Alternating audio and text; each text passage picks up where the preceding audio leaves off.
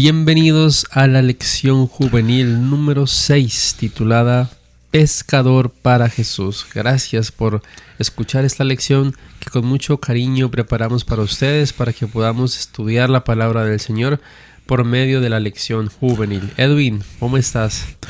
David, muy bien, gracias a Dios. Ahora motivado para estudiar la lección de esta semana. Pescador para Jesús, interesante tema. ¿Has pescado alguna vez? Sí, pero no me digo muy bien. No, yo nunca he pescado, pero es un arte también, el arte de pescar. Sí, hay gente que es muy buena para eso. Yo sí no es mi don. Bueno, Eddie, vamos a la lectura del texto clave que está en el libro de Lucas, capítulo 5, versículos del 8 al 11. Simón Pedro se puso de rodillas delante de Jesús y le dijo: «Apártate de mí, Señor, porque soy un pecador». Pero Jesús le dijo a Simón: «No tengas miedo, desde ahora vas a pescar hombres». Entonces llevaron las barcas a la tierra, lo dejaron todo y se fueron con Jesús. Eran hombres humildes y sin letras aquellos pescadores de Galilea, pero Cristo, la luz del mundo, tenía abundante poder para prepararlos para la posición a la cual los había llamado. Pero pasó por alto a los sabios de su tiempo, porque tenían tanta confianza en sí mismos que no podían simpatizar con la humanidad doliente y hacerse colaboradores con el hombre de Nazaret. El Señor Jesús busca la cooperación de los que quieren ser conductos limpios para la comunicación de su gracia. Lo primero que deben aprender todos los que quieran trabajar con Dios es la lección de desconfianza en sí mismos. Entonces estarán preparados para que se les imparta el carácter de Cristo. Deseado de todas las gentes, esta es la sección de Más Luz. Edwin, ¿qué podemos decir de esta sección de Más Luz? Mire que me llama mucho la atención cuando habla que a veces debemos desconfiar de nosotros mismos. Y eso a veces no pasa, porque a veces confiamos tanto, demasiado en nosotros, que cuando hacemos algo que no nos gusta, ahí es donde vienen las consecuencias graves. O quizás nos confiamos tanto que vienen a cambiar tal vez la percepción que nosotros tenemos de algo y no nos va a gustar y no aceptamos esa verdad. Exacto, totalmente de acuerdo. Y como tú dices, muchas veces depositamos más la confianza en nosotros o en otras personas que en Dios. El plan de lectura para esta semana, capítulo 25 del Deseado de todas las gentes. Este fragmento que acabamos de leer es de este capítulo. ¿Qué opinas, Edwin? Si Jesús te pidiera que dejaras todo y lo siguieras, ¿qué le responderías? Y allí hay 4 opciones. ¿A qué te refieres exactamente con todo, Señor? Esa es la opción 1. Si dejo solo algunas cosas, de todos modos te puedo seguir. Opción 2. No lo dices en serio, ¿verdad? Y la última es absolutamente no hay problema. ¿Qué opciones escogerías en una situación así, David? Mire que ahí pues hay varias preguntas y creo que a veces uno entre las líneas que hay ahí o los puntos que hay ahí, uno en sí se pone como una objeción en todo. Sí. Porque hay cosas que uno no quiere dejar. Exacto. Que por más que le digan que es verdad, uno como que se amaña tanto en eso que uno no las quiere soltar. Y entonces cuando uno llega a ese punto de la vida, si es Dios o esto, uno como que bueno, ¿cuál escojo? Uno se va hacia lo de uno y pues hay un versículo muy bonito que dice que hay caminos que al hombre le parecen derecho, pero el fin es la muerte. Entonces uno como no tiene como que la constancia o ese como sentarse uno de decir no, lo de Dios es lo mejor, sino que uno como que se guía por su propio camino o su propia lógica. Exactamente. Y ahí uno diría, sí, absolutamente, no hay problema, pero lo que tú dices es muy cierto. Muchas veces hacemos preguntas, dudamos, titubeamos. Entonces es muy, muy buena esta sección de qué opinas para que podamos reflexionar. Antes de entrar a Identifícate con la historia, la sección de Lo sabías dice: el mar de Galilea Ha sido un lugar famoso para la pesca desde tiempos antiguos. Entre los métodos de pesca usados en el tiempo de Jesús, probablemente estaban los pescadores que atrapaban a los peces con las manos o con canastas de juncos, las trampas para peces, la pesca con anzuelo o la pesca con flechas o arpón. Pero el uso de redes era la forma más común de pescar. Pedro, Andrés, Santiago y Juan probablemente usaban la red redonda con pequeñas pesas en las orillas para que al lanzarse hacían que la red se hundiera y atrapara a los peces. Jesús llamaba a Pedro y a sus compañeros para que sean pescadores de hombres para el reino de Dios. Ahí tenemos como una analogía o un método de cómo lo hacían en esa época, para que podamos como entrar más en contexto de lo que hacían los pescadores y por qué fueron llamados también pescadores de hombres. Edwin, identifícate con la historia, la parte más importante. ¿Qué nos dice esta sección? En esta parte nos viene contando pues sobre Jesús. Ya vemos que Jesús es un hombre lleno de misterios, y fuera de eso un hombre que viajaba mucho. Digamos, algo que a cualquier persona le gusta viajar, conocer en partes. Y en una ocasión, estando Jesús a orillas del lago Genesaret, se sentía apretujado por la multitud que quería oír el mensaje de Dios. Qué bueno que las iglesias fueran así también, que llegara uno y que no hay donde, la sabática, no, ya no hay cupo, y llegara una multitud. Uy, va a predicar tal, vamos para allá, o vamos a buscar a Dios. Pero no, eso no es así. Mire lo que dice: Jesús vio 2 barcas en la playa. Los pescadores habían bajado de ellas a lavar sus redes. Jesús subió una de las barcas, que era de Simón, y le pidió que la alejara un poco de la orilla. Luego se sentó en la barca y desde allí comenzó a enseñarle a la gente. Cuando terminó de hablar, le dijo a Simón: lleva la barca a la parte honda del lago y eche allí sus redes para pescar. Aquí viene la primera objeción. Simón le contestó: maestro, hemos estado trabajando toda la noche sin pescar. Cuando lo hicieron, recogieron tantos pescados que las redes se rompían. Entonces hicieron señas a sus compañeros de la otra barca para que fueran a ayudarlos. Ellos fueron y llenaron tanto las 2 barcas que les faltaba un poco para hundirse. Al ver esto, Simón Pedro se puso de rodillas delante de Jesús y le dijo: apártate de mí, Señor, porque soy un pecador. Es que Simón y todos los demás estaban asustados por aquella gran pesca que habían hecho. También lo estaba Santiago y Juan, hijo de Zebedeo, que eran compañeros de Simón. Pero Jesús le dijo a Simón: no tengas miedo, desde ahora vas a pescar hombres. Entonces llevaron a la barca a tierra, lo dejaron todo y se fueron con Jesús. Me gustan 3 punticos de esta historia nomás, se los voy a decir. Sí. El primero, Jesús. O sea, Jesús no omite a la gente, sino que se va a un lugar más cómodo para compartir el evangelio. Segundo, demuestra su poder. ¿Cómo demuestra su poder? Tomando la barca, llevándola al lugar más hondo del lago, y allí le dice a Simón Pedro: tira la red. Tercero, le demuestra a Simón Pedro que no hay límites para las cosas de Dios. Simón Pedro toma su red, la tira, y al tirarla se da cuenta que tiene una de las mayores pescas que ha tenido en su vida.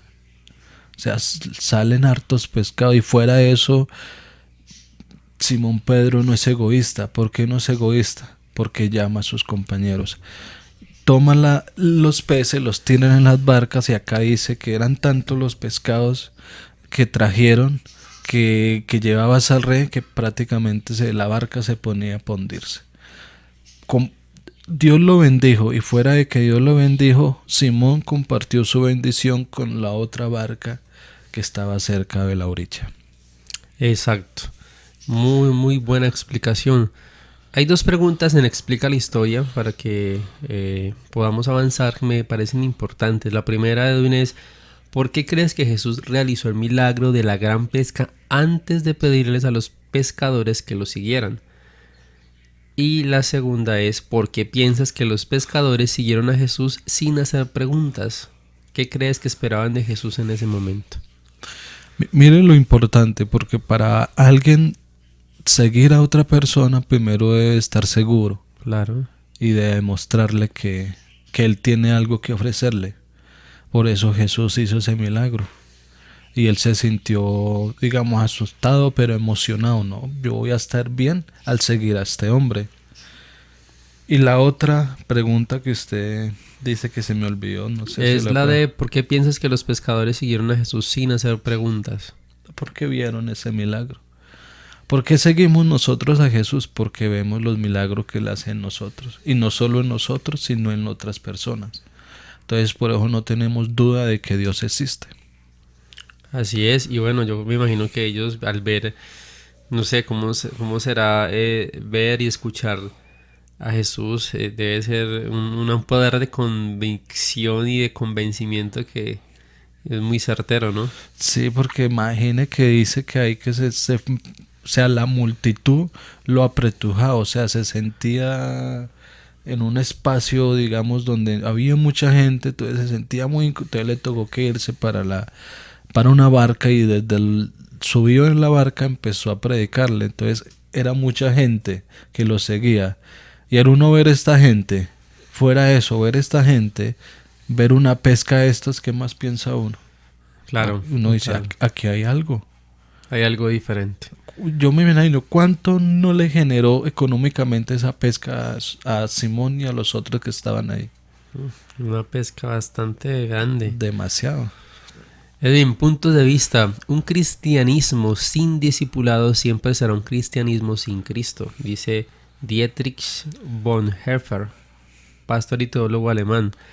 Otra frase.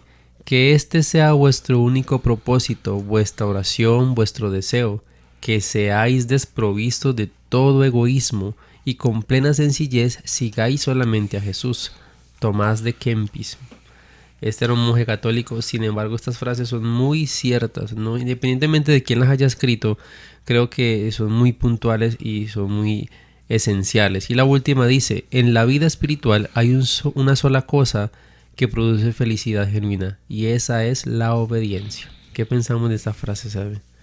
Son muy verídicas. Un cristianismo sin discipulado. La palabra discípulo una vez escuché significa disciplina. O sea, un cristianismo con disciplina nos lleva a Cristo. Eso es una realidad. Y la otra frase también me gustó, una parte de la oración. La oración es muy importante en un cristiano. Si un cristiano no ora, no puede decir que tiene una vida plena o un principio cristiano. Y la otra, pues prácticamente es importante. La vida espiritual, la felicidad genuina viene de la obediencia. Y más si esa obediencia es para Dios. Exactamente, totalmente de acuerdo contigo. Y vamos a la sección de aplícala a tu vida, aplícalo en tu vida. Y hay algunos fragmentos de la sección de cada día que me llaman la atención, en los cuales nos vamos a detener un poco. El primero es, ¿qué clase de imágenes usaría Jesús hoy para llamar a las personas o a las siguientes personas? Un maestro, un chofer de autobús, un médico, un adolescente, o bueno, diferentes tipos de personas. ¿Qué hace Jesús en la actualidad para llamar a estas personas, ¿sabe? Yo creo que él hace lo mismo que hizo allá cuando estuvo en Galilea, cuando estuvo en este mar, allá cuando predicó aquella barca, su amor, su compromiso. Hay un versículo que dice que Dios nos ve a todos con compasión. O sea, lo mismo que hizo en esos tiempos, lo hace en estos tiempos de esa misma forma. Es verdad, es verdad. Y mira que el lunes tiene una pregunta bastante fuerte, que puede ser que nos haya pasado en algún momento. Dice, ¿alguna vez le has pedido a Dios que se vaya y te deje en paz? Creo que uno cuando está en sus momentos maluquitos en la vida, uno trata como de alejar a Dios, porque uno no ve la solución al mismo al instante. Ujú. Entonces uno o duda o le dice, no, pues usted no existe. Pero cuando uno pasa el tiempo y ve que eso que le está pasando a uno le sirvió a uno, y fuera de que le sirvió, le ayuda a uno a mejorar en la vida, uno realmente Dios es sabio. Y somos muy impacientes, entonces al no encontrar respuestas pronto, entonces ya como que tratamos como buscar culpables y tristemente los culpables que queremos señalar son muchas veces es Jesús, pero no, obviamente no es así. ¿Qué actitudes podrían interponerse en el camino de una persona para impedir que siga a Jesús? ¿Qué actitudes, Edwin, crees que podrían interponerse en el camino de alguien? Una de la que estábamos hablando de ahorita y es como el yo. Ujú, muy cierto. Ese es uno de los caminos principales, el querer que uno haga todo conforme a nuestra manera de verla, la realidad. Esto se hace así y no hay otra forma. Tenemos un ejemplo muy grande en la Biblia y es Lucifer. Él quería ser como Dios y entonces buscó muchas maneras para ser como Dios, pero no fue las mejores maneras y por esa razón fue expulsado del cielo. Es verdad, así es. Y mira que eso se puede enlazar con ya para ir finalizando con estas últimas dos secciones. ¿Qué espera Dios de nosotros cuando decidimos seguir a Jesús? Y muchas personas dicen, no, es que seguir a Jesús es dejar nuestro trabajo, es dejar nuestros planes, es dejar nuestra familia, es dejar de llevar una vida normal, tenemos que hacer ciertas cosas, un sinnúmero de reglas, pero mira que no es esto. Muchas personas creen que seguir a Jesús es llenar la vida de normas y de reglas que están muy alejados de lo que Dios quiere para nosotros, porque el Señor desea que cuidemos y estemos con nuestra familia, de que tengamos un buen trabajo, de que tengamos planes, sueños, metas y objetivos, siempre y cuando estén alineados con lo que Él quiere para nuestra vida. Pero que entonces en ese orden de ideas, ¿qué espera Dios de nosotros? Sí, mire que como a veces el religioso tiende a colocarse muchas ataduras. O sea, tiende a, si respiro, tengo que respirar de esta forma. Si camino, tengo que caminar de ciertas esta formas. forma. Si estoy en la iglesia, tengo que comportarme de esta forma. Y si estoy afuera, ya me puedo comportar de esto. Y eso es ilógico. Y eso mismo le pasaba a los fariseos en esos tiempos. Que si ellos iban a las sinagogas y ayunaban, debían de actuar de una forma diferente al que no estaba ayunando. Y eso los llevó prácticamente a que Jesús a veces les decía ciertas cosas, pero instándolos a que mejoraran, que las cosas no es así. Entonces, una de las cosas que uno debe hacer es ser obediente, pero a la manera de Dios. O sea, no limitándome a muchas cosas, no, digamos, dejando tantas cosas para después sentirme más o terminando odiando el evangelio. Porque qué sentido tiene uno vivir por un tiempo a una imagen que uno mismo se crea y después llegar ahí, no, esto lo que estoy haciendo me está perjudicando. O sea, eso es lo que Dios no quiere para nosotros, que vivamos un evangelio, como decía ahorita el pensamiento, pero con una felicidad genuina y una obediencia genuina hacia Dios. Así es, nada que sea forzado y nada que sea por, entre comillas, conveniencia, o porque, bueno, tengo que hacer esto porque entonces Dios me va a bendecir, o tengo que dejar de hacer esto, porque al final, pues, Dios conoce nuestro corazón. Sí, es como mirar, digamos, el consejo que Dios nos da. Coloquemos un ejemplo. Hay un versículo que me gusta mucho colocarlo de ejemplo y es Proverbios 21:1, que dice que el vino es burlador, la cerveza es borotadora y el que por él se guíe no es sabio. Si ahí mismo nos está dando el consejo bíblico de por qué no debemos de consumir alcohol, de por qué no debemos tomar vino, el por qué no debemos de tomar cerveza, porque eso nos va a hacer daño. Pero hay muchas personas que usted toma esto, se va a volver así. No, es porque el Señor nos está aconsejando para nuestro bien. Totalmente de acuerdo contigo. Y ya para finalizar, hay una pregunta en la sección del viernes que dice, es muy personal, no vamos a contestarla acá no entre nosotros, sino para que cada uno de ustedes y obviamente nosotros también podamos reflexionar en ella. Si Jesús te dijera, deja, hay un espacio allí y sígueme, ¿qué crees que te pediría que dejaras? ¿Cuál sería tu respuesta? Ahí es una pregunta para que podamos reflexionar y para que podamos estar, digamos, pensando en qué podemos nosotros dejar, que cada uno sabemos que de pronto nos puede alejar de Dios. Esta lección ha sido muy profunda, David, muy profunda en el estudio, en el momento de saber y entender la importancia de estar muy aferrados a nuestro Dios y de la misión que tenemos también cada uno de nosotros. Palabras finales, Edwin. Mire que esa palabra deja involucra tantas cosas en nuestra vida que puedan estar haciéndonos daños. Una de las cosas que nosotros debemos de dejar es ese yo y ese tal vez esos resentimientos que a veces nos apartan no solo de Dios, sino de los seres humanos a los cuales fuimos llamados, valga la redundancia, a llamarlos para que vengan a los pies de Dios. Y eso es una de las partes del propósito de este canal, no subestimarnos, pero no alejándonos de todo, sino acercándonos más al Señor para poder ir y ayudar a otras personas. O sea, nosotros somos llamados a ayudar, a servir. Ese es el propósito que Dios nos dio en este mundo. Y al no hacernos, estamos totalmente siendo infelices. Así es, amén por cada una de esas enseñanzas que esperamos que a todos nos haya ayudado mucho, que puedan compartir esta lección juvenil, dejarnos en los comentarios en qué sección les gustaría que profundizáramos más, en qué otras partes de la lección les gustaría que pudiésemos tener para ustedes u otras temáticas. Gracias por haberse quedado hasta el final de esta lección, por suscribirte a este ministerio, no te subestimes. Y estaremos prestos a estar en contacto con ustedes en cada comentario. Dios les bendiga y Dios les guarde.